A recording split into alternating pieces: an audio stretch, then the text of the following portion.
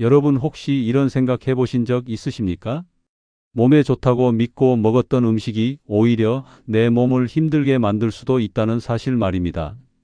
특히 예순이 넘어서부터는 식탁 위의 작은 선택 하나가 몸의 미래를 크게 바꾸기 시작합니다. 젊을 때는 밤늦게 짠 음식을 먹어도 괜찮았고 기름진 음식을 먹어도 하루 자고 나면 회복됐습니다. 하지만 이제는 다릅니다. 같은 음식이라도 몸이 받아들이는 방식이 달라집니다. 그 차이를 가장 먼저 느끼는 기관 가운데 하나가 바로 신장입니다. 오늘 이 영상은 단순히 생선 이야기를 하려는 것이 아닙니다. 여러분의 남은 인생을 어떻게 더 건강하게 보내실 수 있는지에 대한 아주 중요한 이야기입니다. 그리고 저는 오늘 꼭 말씀드리고 싶은 것이 있습니다. 많은 분들이 몸보신이라고 믿고 드시는 음식 가운데 일부는 오히려 신장에 부담을 줄 수 있다는 점입니다. 더 놀라운 사실은 여러분이 자주 드시는 생선 가운데도 주의가 필요한 종류가 있다는 것입니다. 특히 시니어 세대는 젊은 사람들보다 신장의 역과 기능이 감소하기 때문에 음식 선택이 더욱 중요합니다. 연구에 따르면 나이가 들수록 신장의 노폐물 처리 능력이 감소할 수 있다고 보고된 바 있습니다. 그런데도 우리는 여전히 예전 식습관 그대로 살아갑니다. 몸이 보내는 작은 신호를 무시한 채 말입니다. 여러분, 아침에 일어났는데 얼굴이 붓는 날이 늘어나고 있지는 않으십니까? 몸이 자꾸 무겁고 피곤하지는 않으십니까? 소변 거품이 유난히 심해졌다고 느끼신 적은 없으십니까? 이런 변화는 단순 노화가 아니라 몸이 보내는 조용한 경고일 수도 있습니다. 신장은 침묵의 장기라고 불립니다. 상당히 약해질 때까지도 특별한 통증을 느끼지 못하는 경우가 많기 때문입니다. 그래서 더 무섭습니다. 우리는 괜찮다고 생각하는 동안 몸은 조용히 지쳐가고 있기 때문입니다. 오늘 저는 시니어 건강 자료와 식품 안전 정보, 영양학 자료를 바탕으로 여러분께 꼭 필요한 현실적인 식탁 이야기를 전해드리겠습니다. 무조건 겁을 주는 이야기가 아닙니다. 무조건 먹지 말라는 극단적인 이야기도 아닙니다. 중요한 것은 올바르게 알고 선택하는 힘입니다. 그리고 오늘 영상 끝부분에서는 여러분이 실제로 식탁에서 실천할 수 있는 방법까지 자세히 알려드리겠습니다. 생선을 어떻게 골라야 하는지, 어떻게 조리해야 하는지, 무엇을 조심해야 하는지, 그리고 어떤 식습관이 신장을 더 편안하게 만드는지까지 하나씩 말씀드리겠습니다. 특히 마지막에는 여러분이 댓글로 참여할 수 있는 아주 재미있는 질문도 준비했습니다. 끝까지 함께 하시면 여러분의 식탁 습관을 점검하는 데 큰 도움이 되실 겁니다. 자, 그럼 이제 본격적으로 시작해 보겠습니다. 많은 분들이 생선은 무조건 건강식이라고 생각합니다. 실제로 생선은 단백질과 오메가 지방산이 풍부해서 건강한 식단에 도움이 될 수 있습니다. 하지만 문제는 어떤 생선을 얼마나 자주 어떤 방식으로 먹느냐입니다. 특히 지나치게 가공되거나 관리 상태가 불분명한 생선은 시니어 건강에 부담이 될 수 있습니다. 첫 번째로 말씀드릴 것은 지나친 밀집 양식 환경입니다. 모든 양식이 나쁘다는 뜻은 아닙니다. 깨끗하게 관리되는 곳도 많습니다. 하지만 일부 환경에서는 물고기들이 좁은 공간에서 자라며 스트레스를 받을 수 있습니다. 이 과정에서 질병 관리 문제나 약품 사용 우려가 제기되기도 합니다. 시니어 세대는 특히 이런 부분에 더 민감할 수 있습니다. 왜냐하면 신장 기능이 예전보다 약해져 있기 때문입니다. 우리 신장은 몸속 노폐물을 걸러내는 필터 같은 역할을 합니다. 그런데 나이가 들수록 이 필터가 천천히 약해질 수 있습니다. 연구에 따르면 예순 이후에는 신장의 역과 기능이 감소하는 경우가 많다고 알려져 있습니다. 그래서 젊을 때는 괜찮았던 음식도 이제는 몸에 부담이 될 수 있습니다. 특히 지나치게 짠 음식, 과도한 단백질, 가공식품, 첨가물이 많은 음식은 조심할 필요가 있습니다.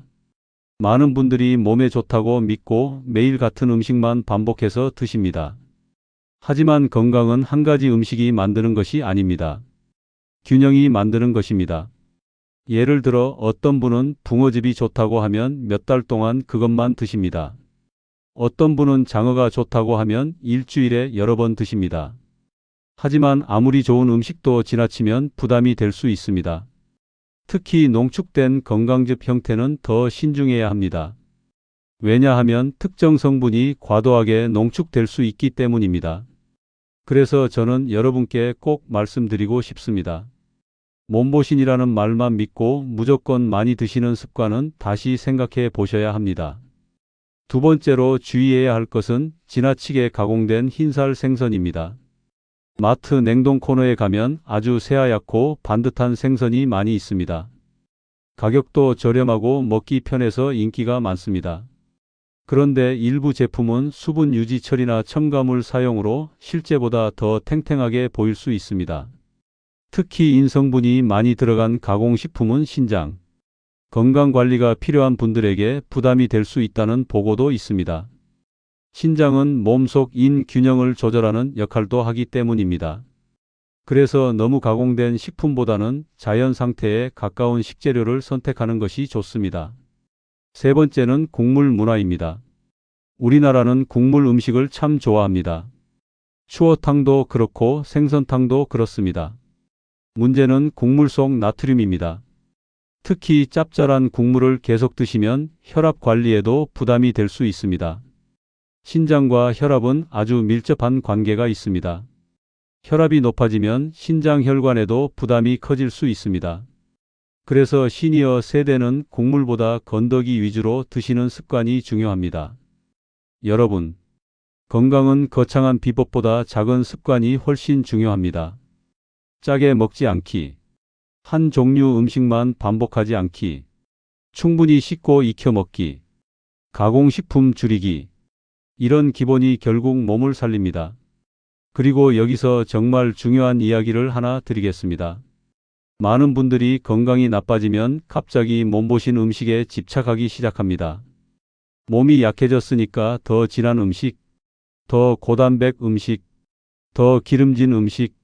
하지만 시니어 건강에서 중요한 것은 무조건 강한 음식이 아닙니다. 몸이 편안하게 받아들일 수 있는 균형입니다. 예를 들어 어떤 분들은 기력이 떨어질 때 장어를 자주 드십니다. 장어 자체는 좋은 영양식품이 될 수 있습니다. 하지만 양념이 강하고 열량이 높기 때문에 과식은 부담이 될 수 있습니다. 또 어떤 분들은 건강즙을 매일 드십니다. 하지만 농축식품을 장기간 반복 섭취하는 것은 반드시 전문가 상담과 함께 조절할 필요가 있습니다. 여러분, 우리 몸은 자동차와 비슷합니다. 젊을 때는 강한 엔진으로 무엇이든 버텼습니다. 하지만 이제는 관리가 중요합니다. 좋은 연료를 적당히 넣고 무리하지 않아야 오래 갑니다. 신장도 마찬가지입니다. 몸에 좋다는 말만 믿고 계속 무리하게 먹이면 결국 지치게 됩니다. 그래서 오늘 저는 여러분께 5가지 식탁 원칙을 드리겠습니다. 첫 번째 원칙, 생선은 반드시 다양하게 드십시오. 고등어, 명태, 정어리, 삼치, 연어, 이렇게 번갈아가며 드시는 것이 좋습니다. 한 종류만 반복하는 것은 영양 불균형으로 이어질 수 있습니다. 두 번째 원칙, 가능하면 원산지 표시가 분명한 제품을 선택하십시오. 가격만 보고 사지 마십시오. 조금 더 확인하는 습관이 건강을 지킵니다. 세 번째 원칙, 튀김보다 찜이나 구이를 선택하십시오. 너무 기름진 조리는 몸에 부담이 될 수 있습니다. 네 번째 원칙, 국물은 줄이고 건더기 위주로 드십시오. 특히 나트륨 섭취를 조절하는 것이 중요합니다. 다섯 번째 원칙, 정기검진을 꼭 받으십시오. 신장은 조용히 나빠지는 경우가 많기 때문에 조기 확인이 중요합니다. 그리고 여러분, 정말 중요한 것은 바로 수분입니다. 물을 충분히 드시는 습관은 매우 중요합니다. 물론 신장 질환으로 수분 제한이 필요한 분들은 전문가 상담이 필요합니다. 하지만 일반적으로는 충분한 수분 섭취가 몸의 균형 유지에 도움을 줄 수 있습니다. 특히 커피만 드시고 물은 거의 안 드시는 분들이 많습니다. 이 습관은 꼭 바꾸셔야 합니다. 또 하나 중요한 것이 있습니다. 바로 수면입니다. 연구에 따르면 수면 부족은 혈압과 대사 건강에 영향을 줄 수 있다고 알려져 있습니다. 밤늦게 야식 드시고 늦게 주무시는 습관. 이것도 신장 건강에는 부담이 될 수 있습니다. 여러분, 결국 건강은 하나로 연결되어 있습니다. 식습관, 수면, 스트레스, 운동. 이 모든 것이 함께 움직입니다. 그래서 저는 여러분께 늘 말씀드립니다. 한 번에 모든 걸 바꾸려고 하지 마십시오. 오늘은 국물 한 숟갈 덜 먹기. 내일은 물 한 컵 더 마시기. 다음 주에는 저녁 산책 10분 하기. 이 작은 변화들이 결국 몸을 바꿉니다. 그리고 무엇보다 중요한 것은 불안에 휘둘리지 않는 것입니다. 인터넷에는 극단적인 건강 정보가 너무 많습니다. 이 음식은 독이다. 저 음식은 절대 먹으면 안 된다. 하지만 건강은 그렇게 단순하지 않습니다. 무조건 피하는 것보다 더 중요한 것은 균형과 절제입니다. 오늘 제가 말씀드린 생선들도 마찬가지입니다. 생선 자체가 문제라기보다 관리 상태와 섭취 방식, 반복 습관이 중요하다는 뜻입니다. 여러분, 우리 몸은 매일 우리가 먹는 음식으로 만들어집니다. 그러니 이제부터는 몸을 괴롭히는 식사가 아니라 몸이 편안해하는 식사를 해 주십시오. 조금 덜 짜게, 조금 덜 자극적으로, 조금 더 자연스럽게. 이것만으로도 몸은 달라지기 시작합니다. 그리고 저는 오늘 이 말씀을 꼭 드리고 싶습니다. 여러분은 충분히 건강해질 수 있습니다. 나이가 들었다고 늦은 것이 아닙니다. 오히려 지금부터가 더 중요합니다. 지금 식습관을 바꾸면 앞으로의 10년이 달라질 수 있습니다. 오늘부터 이렇게 시작해 보십시오. 아침에는 물 한 컵 마시기, 국물 남기기, 가공식품 줄이기, 주 3회 걷기, 생선은 다양하게 먹기. 이 5가지 습관만 실천해도 몸은 분명 달라질 수 있습니다. 그리고 사랑하는 여러분, 오늘 영상이 여러분께 조금이라도 도움이 되셨다면 댓글로 여러분의 생각을 꼭 남겨주십시오. 오늘 영상 내용이 정말 도움이 되셨고 앞으로 식습관을 바꿔보겠다고 다짐하신다면 댓글에 숫자 1번을 남겨주세요. 반대로 아직은 생선 식습관을 바꾸기 어렵다. 나는 아직도 자주 먹고 있다 하시는 분들은 솔직하게 숫자 2번을 남겨주셔도 좋습니다.